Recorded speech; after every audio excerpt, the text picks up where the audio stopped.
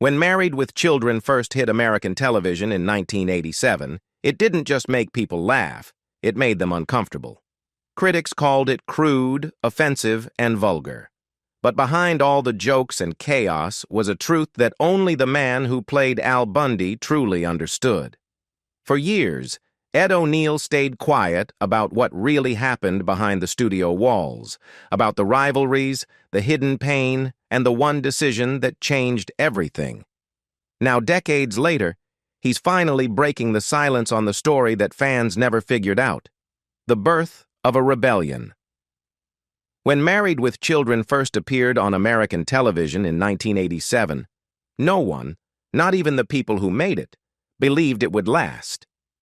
The country was still in love with the idealized version of family life shown in The Cosby Show, Family Ties, and Growing Pains. Television families were polite, loving, and endlessly patient. Problems were solved through hugs and moral lessons, and even the toughest conflicts ended with smiles. But two writers in Los Angeles, Michael G. Moy and Ron Levitt, wanted to destroy that illusion. They had lived real, middle-class lives full of debt, exhaustion, and quiet resentment, and they knew millions of Americans felt the same way. They just didn't see it on TV. Their original pitch was simple and radical. They called it Not the Cosbys. The title itself was a declaration of war against the perfect family formula that ruled 1980s television. The two creators wanted to build something completely opposite: a working-class family from Chicago, crude and broke, who mocked their misery instead of fixing it. They wanted a show where no one learned a lesson, where love and frustration lived side by side. It was dark, cynical, and brutally honest, the kind of humor that wasn't supposed to exist in prime time. When the script reached Fox executives, it caused an internal storm. The network was brand new, struggling to compete with the giants ABC, CBS, and NBC. Many at Fox were unsure. CEO Barry Diller reportedly told Moy and Levitt, "You've got the gal, but you can do a hell of a lot better for the guy," referring to the male lead. Others, however, saw potential. They realized that if the show worked, it would give Fox its first real identity, something rebellious and unpredictable. One executive said bluntly, "Do everything the big networks are afraid to do." But to make their vision work, they needed the right actor. Someone who could make failure funny, who could embody resentment without losing warmth. That search led to Ed O'Neill. In 1986, he walked into the audition room with no expectations. He didn't shake hands or crack jokes. He just looked around, sighed, and sat heavily on the couch, like a man who'd already given up. The creators were stunned. In that single, defeated gesture, they saw Al Bundy, the tired shoe salesman who once scored 4 touchdowns in a high school game and never stopped talking about it. O'Neill had captured him perfectly, without a single line of dialogue. Katie Saigel's audition sealed the deal. She showed up with a wild red wig, wearing tight clothes that screamed defiance. She wasn't the clean, polite housewife TV was used to. She was loud, sarcastic, and unapologetically lazy. Exactly what Peggy Bundy needed to be.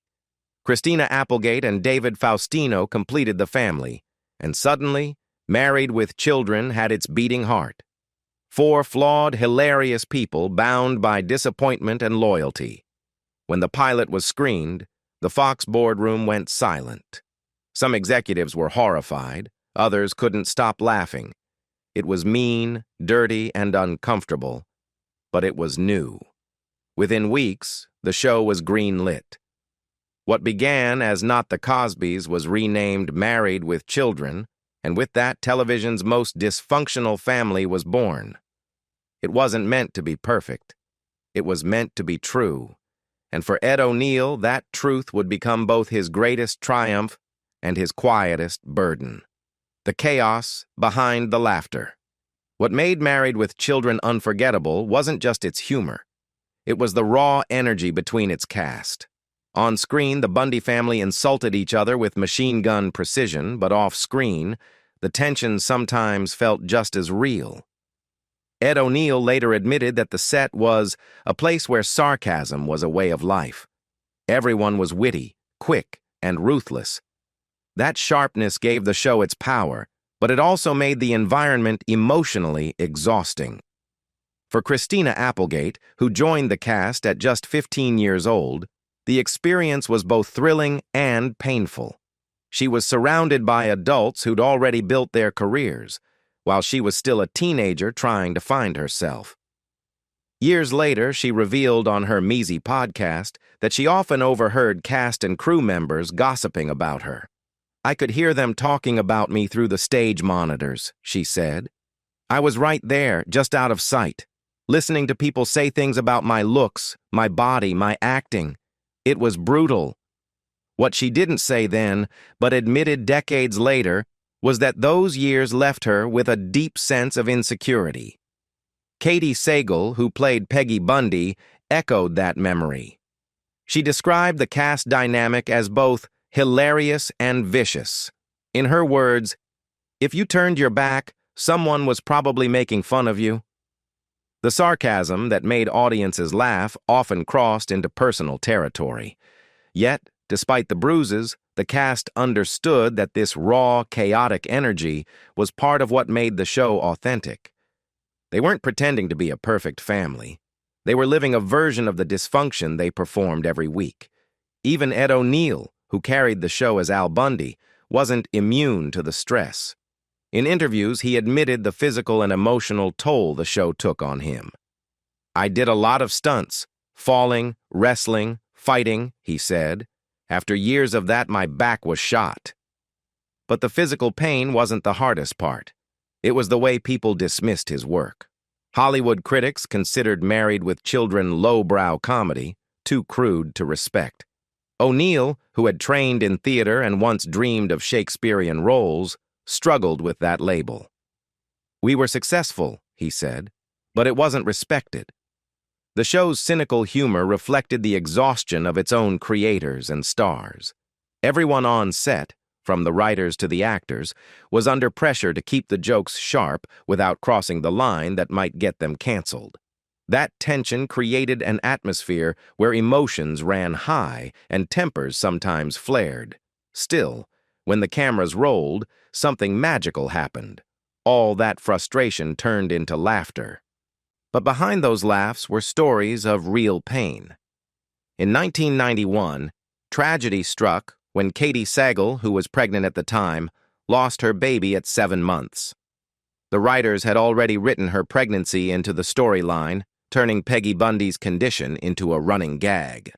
After the miscarriage, the producers rewrote everything, turning the pregnancy into a surreal dream sequence to spare her the pain of acting it out. Sagal later called it the hardest chapter of my life, but she returned to the set only weeks later, determined to keep going. The cast supported her, but the grief hung in the air. For all their fights and sarcasm, they were a family bound by more than jokes, and as Ed O'Neill would later confess, that invisible pain, the kind fans never saw, became part of what made the Bundys feel so real. Their laughter was born from struggle, their chemistry from chaos, and soon that chaos would ignite something far bigger than any of them imagined, a national firestorm that would change television forever. The boycott that made history. By 1989, Married with Children had become a national obsession and a national outrage. The spark came from one episode, Her Cups Runneth Over, where Al and Peggy went on a quest to find her favorite discontinued bra. The jokes about lingerie and sexuality were tame by today's standards, but for primetime America, it was a scandal. A woman in Michigan named Terry Rakolta watched the episode with her kids and was furious. She started calling television stations, advertisers, anyone who would listen. Her complaint turned into a full-blown movement to get Married with Children off the air. Rakolta accused the show of destroying family values and pressured big sponsors like Coca-Cola, Gillette, and Warner Lambert to pull their ads. The backlash terrified Fox executives. The episode, I'll See You in Court, about a hotel secretly recording couples, was banned from airing entirely. It wouldn't be seen until 2002, when FX finally released it in edited form. But instead of killing the show, the boycott made it explode. People who had never even heard of the Bundys tuned in to see what the controversy was about. Ed O'Neill remembered the pressure vividly. "They came after us hard," he said, "but that's when we realized the more they hated us, the stronger we got." Ratings soared. Season 3 jumped from 48th place into the top 50, and the Bundys officially became Fox's first primetime hit. What was meant to be a protest turned into free advertising. Still, the success came with consequences. The writers were forced to censor or rework dozens of scripts. Jokes were softened, lines rewritten, and suggestive moments trimmed. Yet the rebellious tone never changed. Fox began promoting the show as the sitcom not meant for every household, leaning into the chaos. Married with Children had become more than a comedy. It was a cultural war. And Ed O'Neill, the man who embodied its anti-hero, stood right in the middle of it. The feud that never healed. While the Bundys insulted each other for laughs on screen, behind the scenes a real rift was growing, one that would never fully heal. In 1989, TV Guide decided to feature Married with Children on its cover. But when the issue hit stands, only the Bundy family appeared. Ed O'Neill, Katie Sagal, Christina Applegate, and David Faustino. Missing were Amanda Bearse and David Garrison, who played the Bundys' neighbors, Marcy and Steve Rhodes. Amanda felt humiliated. She believed that as a core cast member, she deserved to be included. She and Garrison approached Ed, asking him to speak to the producers and fight for them. Ed refused. "I told them, we're lucky to get the cover." "I can't risk losing it for all of us," he recalled years later. That decision marked the beginning of a quiet but lasting feud. Years later, Amanda confirmed that she was deeply hurt. She eventually decided not to invite Ed to her wedding in 1993. "It was painful," she admitted, "but I felt it was better that way." Ed said her decision wounded him more than he expected. "I overreacted," he confessed, "but it showed how far apart we'd grown." By the mid-1990s, the tension was obvious, though never public. They worked together professionally, delivering perfect comedic timing. But the warmth was gone.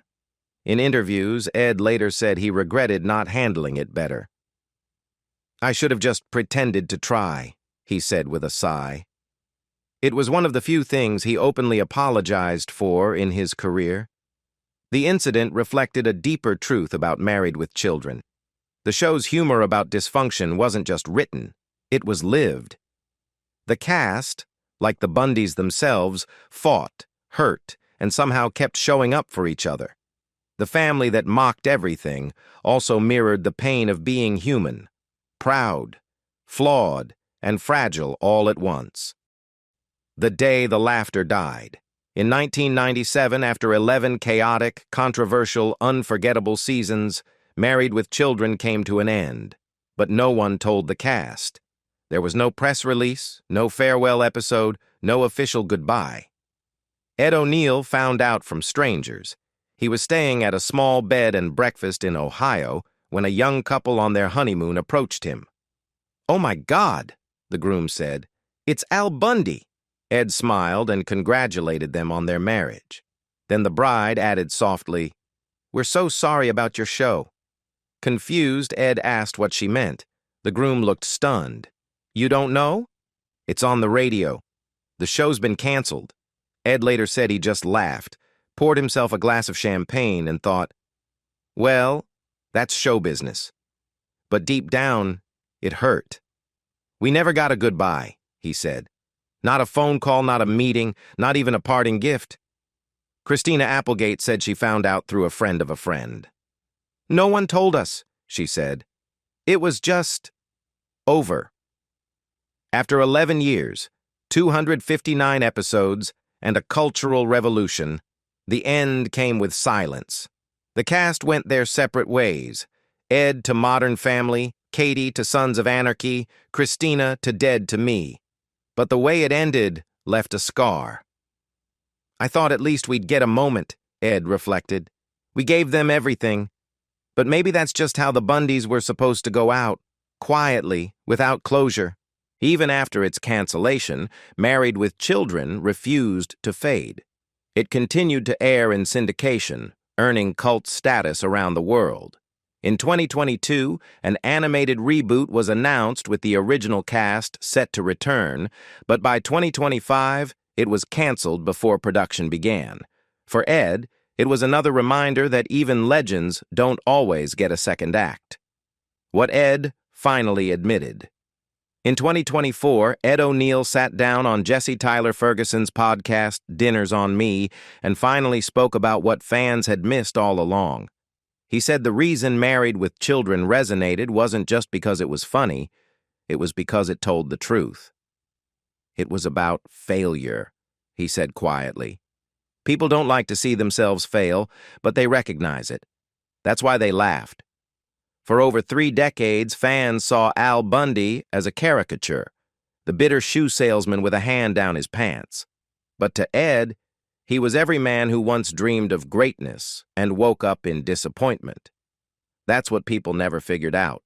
The Bundys were never villains or heroes. They were real. We didn't show the family people wanted, he said. We showed the family they had. Ed admitted that even after all the years, fame from Married with Children came without respect. Nobody ever said, "You remind me of me," he laughed. It was always, "You remind me of my uncle or my neighbor." No one wants to admit they're Al Bundy. Nearly 30 years after the show ended, he still believes it changed television forever. "We broke the rules," he said. "We said the things other shows wouldn't." That's why it lasted. When asked if he'd do it all again, the feuds, the backlash, the pain, he paused and smiled. "Yeah," he said. Because underneath all that noise, there was truth. That's the part most fans missed. The Bundys weren't mocking America. They were mirroring it. Decades later, the world still laughs at Married with Children. But now, we understand why. It wasn't just a comedy. It was a confession. Ed O'Neill finally revealed what few ever realized. That behind every joke was a piece of truth we didn't want to face. So what about you? Did you ever see yourself in the Bundy family? Even just a little?